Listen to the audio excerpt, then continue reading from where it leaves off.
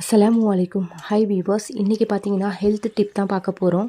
எல்லா சீசன்லேயுமே குடிக்கக்கூடிய இந்த ஜூஸ் பார்த்தீங்கன்னா நம்ம ஹேர் க்ரோத்துக்கும் நம்ம ஸ்கின் க்ளோவிங்க்கும் சூப்பரான ஒரு ரெஃப்ரெஷிங் ஜூஸாக இருக்குங்க.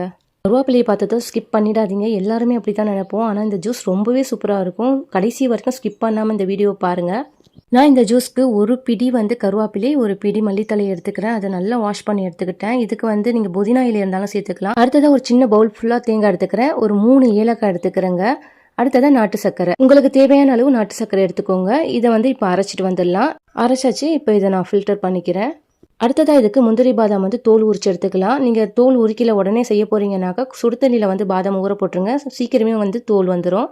இப்போ அரைச்ச பாதாம் முந்திரி பேஸ்ட்டு இது கூட சேர்த்துக்கலாம். இந்த ஜார்லேயுமே கொஞ்சமாக தண்ணி விட்டு அதையுமே சேர்த்துக்கலாம். லாஸ்ட்டாக ஒரு பிஞ்ச் சால்ட்டு சேர்த்துக்கிறேன். நம்ம ஹேர் க்ரோத்துக்கும் நம்ம ஃபுல் பாடியும் புத்துணர்ச்சியாக வச்சுக்கக்கூடிய இந்த ஜூஸை கண்டிப்பாக எல்லாருமே ட்ரை பண்ணி பாருங்கள். சூப்பராக இருக்கும். இந்த வீடியோ பிடிச்சிருந்தா லைக் அண்ட் சப்ஸ்கிரைப் பண்ணுங்கள்.